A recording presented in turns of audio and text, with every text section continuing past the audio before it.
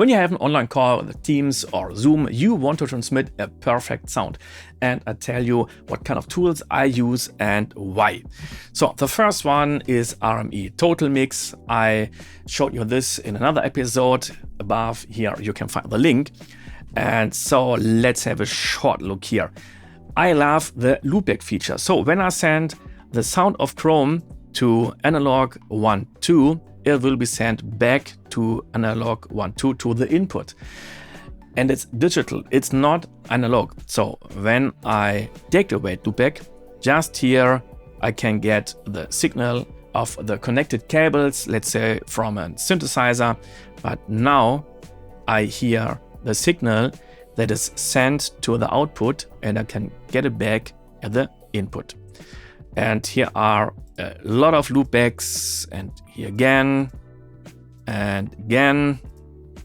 And I love this feature. So when you buy a new interface, just look whether the interface has this feature called loopback. Perhaps now you don't need it, but when you will need it in the future, you will be very happy that you got this feature.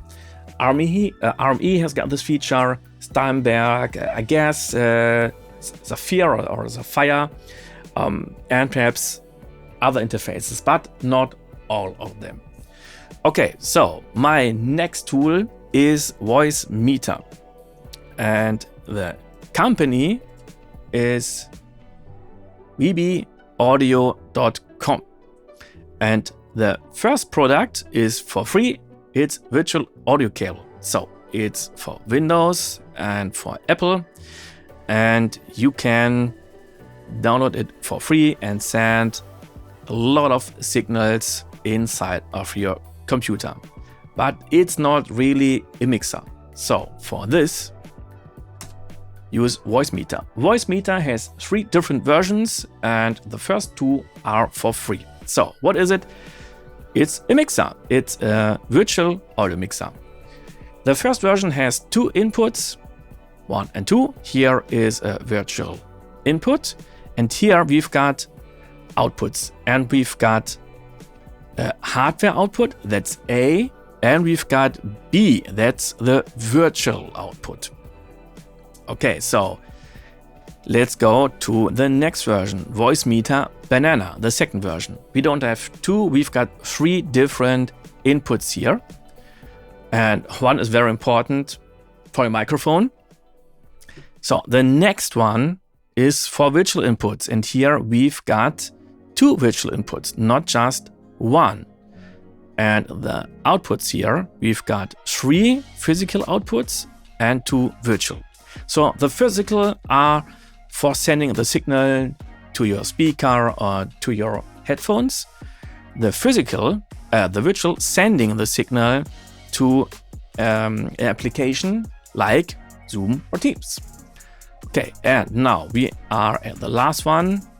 This is donation software, and I guess there's a minimum of money you got to spend, but it's really worth it. So let's have a deeper look. I got to start it. What's very important when you start Voicemeeter first and then Zoom, Voicemeeter crashes, so it freezes. I don't know why, but when it freezes, so I first start Zoom and then Voicemeeter. Okay, so here are my 5 hardware inputs. The first one, microphone. Some people say, well, you can do it in Cubase or Android. Yes, I could, but when you add bass or an audio track, something else in Cubase, the audio engine stops for a short time. And so you couldn't hear my voice for the same amount of time.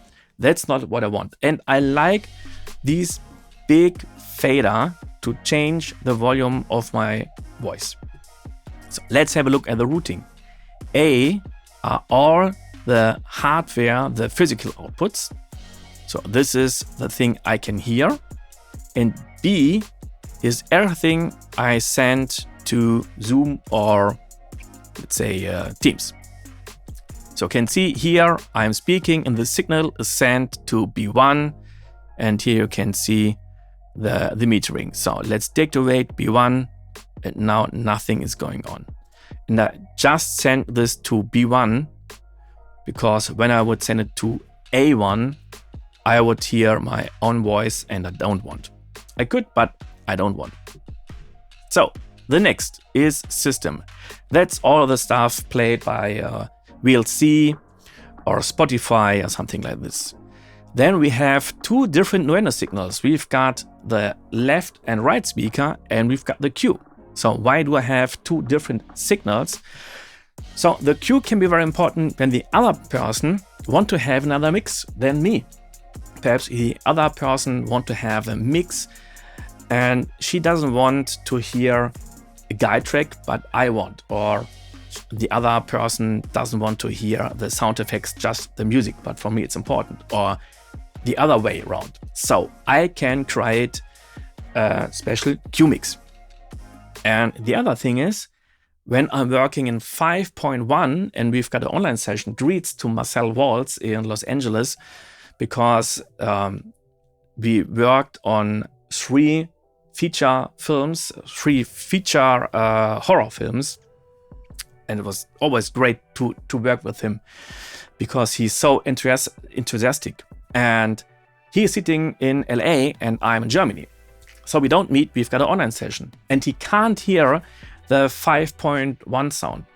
And what I do, I create a down mix for the cue. Some guys told me, well, wouldn't it be enough to send him the left and right channel because the rear speaker won't be so important? Well, perhaps, but at 5.1, the voice is at the center channel. And when I just send him left and right, he won't hear it. So what I do is create a stereo down mix from 5.1, send this one to the cue, and this is what he'll get. So why do I create Nuendo left and right? So I could do everything with cue, right? Not everything. When I'm using, for example, the media bay and I'm looking for sounds and get the pre-listen function, or I'm using something as a sample editor and do the sample editing and so on. This is playback at the control room. And this is not playback at the cue. So the other person should hear the left and right channel.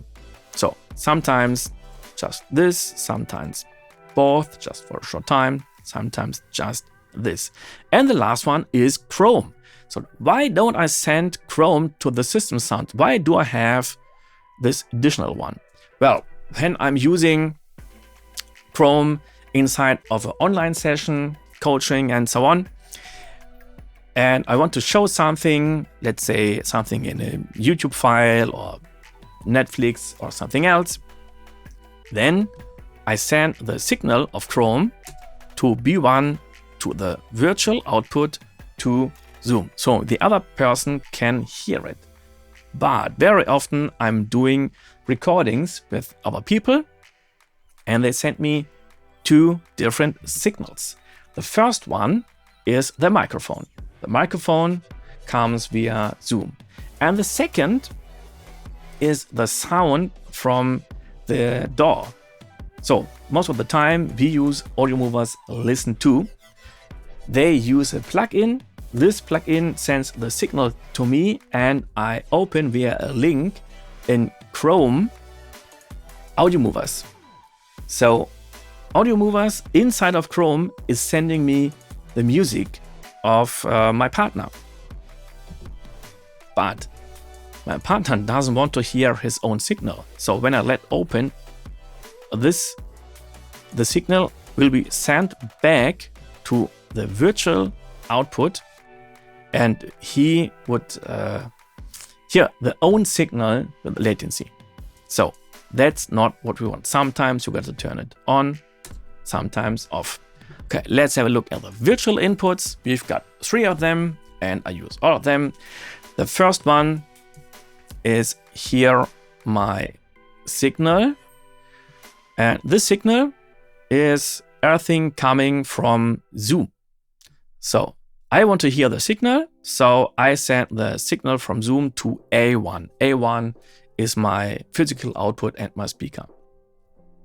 The second Voicemeeter aux is A1 and B1. So these are signals I want to hear and the other person should hear. For example, sometimes I open a standalone version of Contact and load in a piano, and I want to hear it and the other person should hear it. So I send the signal from Native Instruments to from Contact to Voicemeeter aux. And the last one is this, Vio 3. So this is the signal that just should be sent to the virtual output, but not hearable for me. So these 3 different versions. Okay, so, and let's have a look how it looks in Zoom. So here is my speaker, and you see my speaker is Voicemeeter input and my microphone Voicemeeter output. So everything that is here goes into here, and everything that goes out from Zoom comes in to here. So what other tools do you have when you don't want to work like this? So for Apple users, Radiocast is a great tool. It's a mixer too. You can see at the left side, you've got the input, at the right, you've got the output. And the next one is Loopback. Oh yeah, Radiocast is free. So here is Loopback, and Loopback, I guess, costs $99, something like this. There's a trial version, but be careful because it sends some noises, and when you turn up the speaker, it can be very, very much horror. So, but it's a great tool. Here you see another possibilities, and then you need Soundflower. Soundflower is free too, I guess. And it's something like virtual cable, like VB Audio, for sending different signals inside of your computer. And a great tool is Black Hole. So here you can get all the different signals from Soundflower and create your own mix, and then send the mix back to Soundflower, and then into Zoom. Okay, and I got this little hint from a nice guy. Greets to Stefan.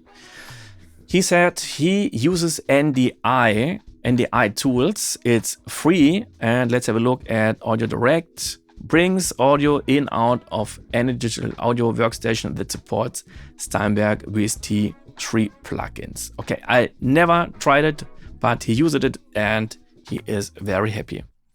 Okay, so that's how I work. These are my tools. When you get some questions or suggestions, just leave a comment and write me, how do you work? What are your tools of choice to create a perfect online sound? See you on the next time. Bye.